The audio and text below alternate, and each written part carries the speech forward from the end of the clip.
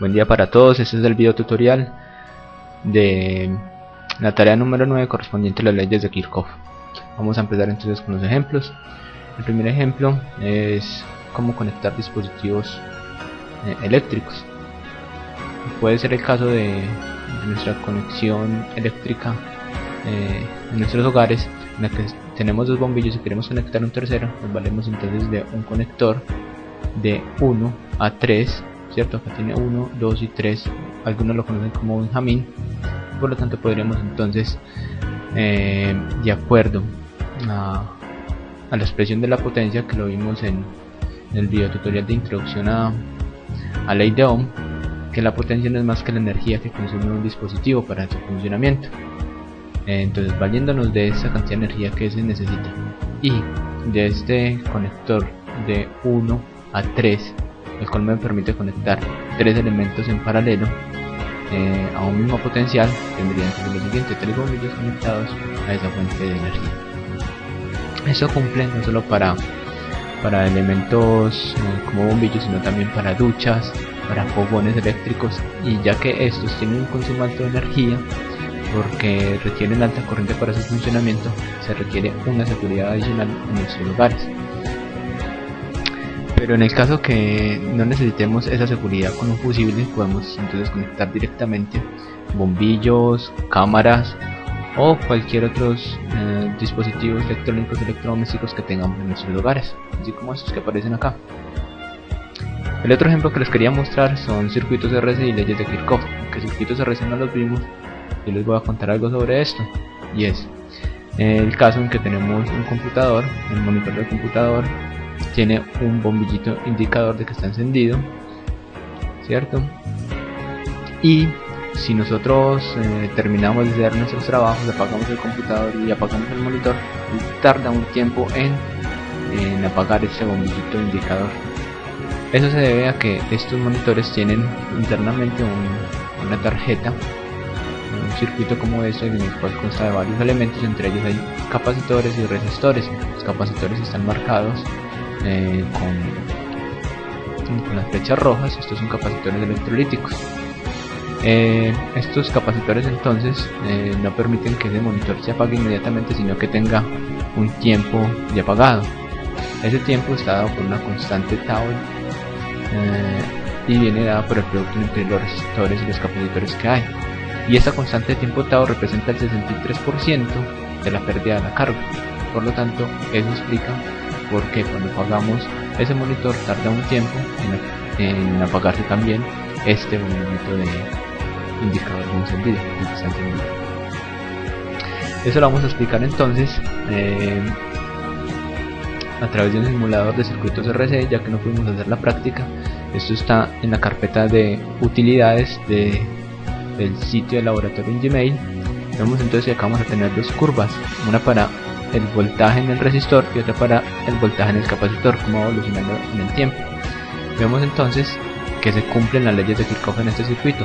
Miremos que tenemos la fuente, un capacitor, tenemos un resistor, y que la suma de estos es el potencial que está suministrando la fuente. Por lo tanto, se están cumpliendo las leyes de Kirchhoff, específicamente la de Malles, que la sumatoria de voltaje en cada uno de los elementos va a ser igual a 0. Pasado un tiempo entonces vamos a tener curvas como esta, en el que vemos que el capacitor en un tiempo va a alcanzar el voltaje que entrega la fuente. Se sigue cumpliendo las leyes de Kirchhoff, que el potencial en el capacitor más el voltaje en el resistor va a ser igual al voltaje que entrega la fuente. Vemos que el voltaje en el resistor cambió y ya vamos a explicarlo. Antes de eso les quiero contar que la carga total entonces que va a tener este capacitor a medida que va aumentando el potencial, esa carga se va a ajustar cuando tenemos una constante de tiempo igual a 5 tau, igual a 5 veces RC. Ese sería entonces el tiempo que tarda un capacitor para llenarse completamente. Por lo tanto, entonces, el capacitor en los tiempos iniciales se comportaría como un circuito cerrado. Circuito cerrado quiere decir que esto se comporta como un alambre y la corriente que sale de la fuente va a atravesar todo el circuito. ¿Cómo es que la atraviesa? Hombre, esta llega hasta esta placa induce carga en esta otra, y esa carga inducida sale del negativo de la fuente y viene hacia acá y por eso se ve como una continuidad en la corriente a través del circuito. Pero para el caso en que ya ese capacitor está lleno, alcanzó el mismo potencial de la fuente, se va a comportar como un circuito abierto, es decir, como si desconectáramos este circuito, vemos entonces que ya no va a circular corriente por acá, el circuito está abierto, no se cierra el circuito, por lo tanto entonces la corriente va a ser cero, y por la ley de Ohm para el resistor, si la corriente es cero, entonces el potencial también va a ser cero. Esa es la explicación y la física que hay detrás de estos fenómenos. Para la parte de meditando los resultados, quiero contarles lo siguiente. Vamos a trabajar entonces con un arreglo en serie, un arreglo en paralelo, conectados a la fuente. Para el caso del arreglo en serie, vemos entonces que al poner más resistores aumenta la resistencia, por lo tanto se va a ver una caída en la corriente, o sea, va a disminuir la corriente, porque el producto de ambos va a ser una constante que va a ser la energía que está entregando la fuente, y que ese potencial que entrega la fuente va a estar repartido en esos resistores. Para el caso del circuito en paralelo, al aumentar resistores en paralelo, lo que vamos a hacer es que vamos a disminuir la resistencia total, por lo tanto entonces la corriente que entrega la fuente se va a ver aumentada, y por lo tanto acá lo que se va a ver es una repartición de la corriente en esos resistores. Lo que yo les pido entonces para estos puntos es que me identifiquen cómo hacen ustedes para identificar arreglos en serie y arreglos en paralelo. Además de eso, que me hablen de sus características particulares, que son dos, en función de potencial y corriente. Ya les mencioné algunas, y las otras las vemos en nuestro laboratorio y en el video tutorial anterior. Además de eso, ustedes me deben calcular cuál sería entonces la corriente por cada uno de los elementos, tanto para el caso serie y paralelo, y el potencial para cada uno de los elementos si R1 es igual a 2 veces R2. El otro problema es que me cuenten ustedes cómo hicieron para demostrar las leyes de Kirchhoff con este circuito, que es el punto 3 del laboratorio, en donde me tienen que decir cómo entonces comprobaron las leyes de Kirchhoff, qué dicen las leyes de Kirchhoff y qué significan. Recuerden que el significado está en función de la conservación de algo, y que es ese algo. En la parte de los problemas de aplicación, tomé uno de los ejemplos, pero vamos a hacer entonces un cálculo en el cual vamos a hacer conexión eléctrica a dispositivos. Todos hemos usado alguna vez un cargador de esto, que es para un MP4, el cual tiene aparte su cable, pero hay cables que vienen con diferentes salidas para conectar en paralelo varios dispositivos. Puede ser el caso que usted quiere poner a cargar su iPod, su celular, y estos dos elementos se pueden representar como el circuito paralelo que acabamos de ver en el punto 1. Lo que yo les estoy pidiendo es entonces que pongan una tercera resistencia. Ustedes me van a decir qué tipo de dispositivo es el que van a poner ahí representado por una tercera resistencia. Me van a decir entonces de dónde sale la corriente y la energía para alimentar ese tercer dispositivo, cómo debo conectar este tercer dispositivo, y me deben entonces chequear cómo cambia la energía y la corriente de este circuito cuando pongo este tercer dispositivo. El otro problema de aplicación es el cálculo de la porosidad. No solo esto se va a hacer con estudio de impedancias, ¿cierto? Lo cual no solo sirve para cálculo de la porosidad. Esto fue un caso particular que yo tomé para el ejemplo de aplicación de ustedes, pero también sirve para el estudio de impedancias, sirve para modelar el cuerpo humano y poder sacar índices de masa corporal. También sirve para caracterizar materiales. Es el caso de un material que sirve para catalizar reacciones, y el otro caso es en el que también se puede representar sistemas, como es el caso de una célula, un sistema biológico, el cual está representado por resistores y capacitores unidos serie, paralelos, diferentes arreglos, dependiendo de los fenómenos que ocurren en ese sistema biológico. Esto se puede explicar con lo siguiente. La física que hay detrás de todos estos fenómenos con impedancia es que el potencial que se aplica no es un potencial alterno, no es un potencial directo, o sea, un potencial siempre a un mismo valor, sino que va a ser un potencial alterno que va a variar entre valores positivos y negativos, ¿cierto?